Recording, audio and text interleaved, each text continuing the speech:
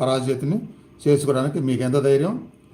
నాశనం చేసే ఈ మానసిక స్థితి నుండి మిమ్మల్ని మీరు విముక్తి చేసుకోండి. మీ ప్రగతి శిఖరాలకు అవి నిజమైన నిరోధకాలు. వాటిని మీరు వదిలేదాకా మీరు ముందుకు సాగలేరు.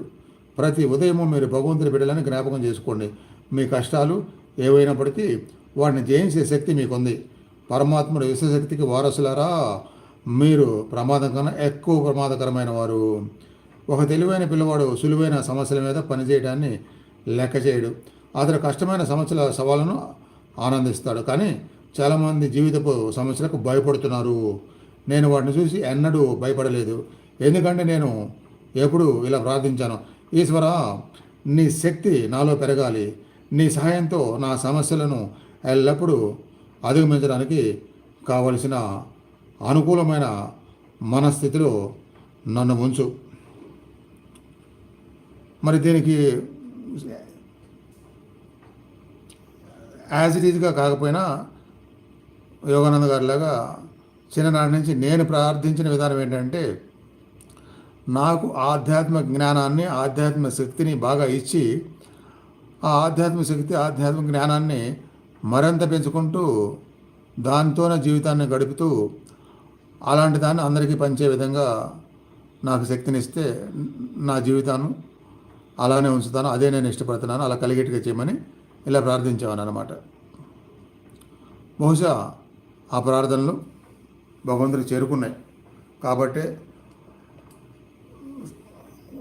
ఎంత శాతమైనా కావచ్చు, 100% కావచ్చు, కొంచెం తక్కువ కావచ్చు, ఆ దారిలో ఆ అవకాశాలని, ఆ జ్ఞానాన్ని, ఆ శక్తిని కొంత నాకు ఇచ్చి నడిపించడం మొదలుపెట్టాడు. అలా అడగబట్టే, ప్రార్థించబట్టే.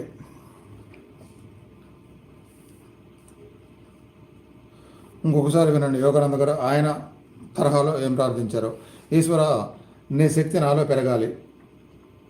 నీ సహాయంతో నా సమస్యలను ఎల్లప్పుడూ అధిగమించడానికి కావలసిన అనుకూలమైన మనస్థితిలో నన్ను ఉంచు.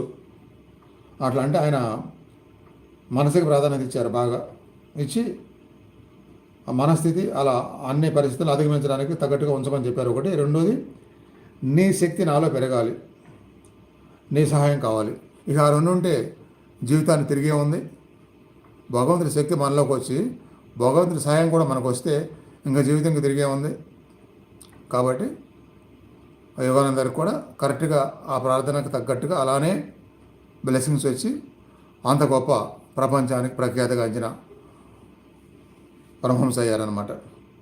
పరమహంస యోగానంద. మీరు ఇంకా ఎంత మాత్రమూ ఆలోచించలేని విధంగా ఒక సమస్యను గురించి నిర్మాణాత్మకంగా అన్ని కోణాల్లో అనమాట ఆలోచించండి. నేను ఒక సమస్యకు పరిష్కారాన్ని చేపట్టినప్పుడు ఆ సమస్య పరిష్కారానికి కావాల్సిన అన్ని సాధ్యమైన సోపానాలను పూర్తిగా ఆలోచిస్తాను. నేను నిజాయితీగా నేను నా అత్యుత్తమైనది చేశాను, నేను చేయగలిగినంతా అదే అని అంటాను. తర్వాత నేను దాన్ని గురించి మర్చిపోతాను. తన సమస్యను సంబంధించిన చింతన తన మనసులోనే ఉంచుకునే మనిషి విచారగ్రస్తుడవుతాడు. అలా ఉండకండి. ఏదైనా సమస్య ఎదురైనప్పుడు దాని మీద చూపు నిలిపే బదులు మిమ్మల్ని దాని నుంచి తప్పించడానికి చేయవలసిన అన్ని సాధ్యమైన పనిచేసే దారులను ఆలోచించండి. మీకు ఆలోచించే సామర్థ్యం లేకపోతే మీ ప్రత్యేకమైన సమస్యను ఇతరులకు వచ్చిన అలా పోల్చి చూడండి. వాళ్ళ అనుభవాల నుంచి ఏ దారి పరాజయానికి, ఏ దారి సఫలతలకు దారి తీస్తుందో మీరు తెలుసుకోగలుగుతారు. అదే ముందు చెప్పారు, విశ్లేషించుకోవాలి.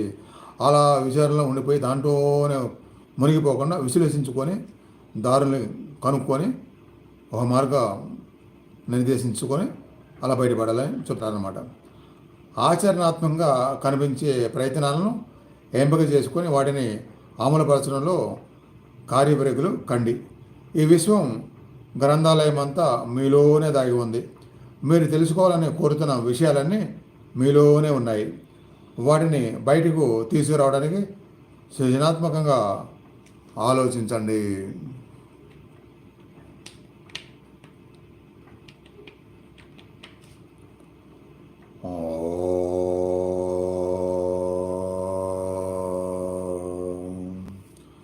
తదుపరి ఉపన్యాసాల సారాంశము రేపు.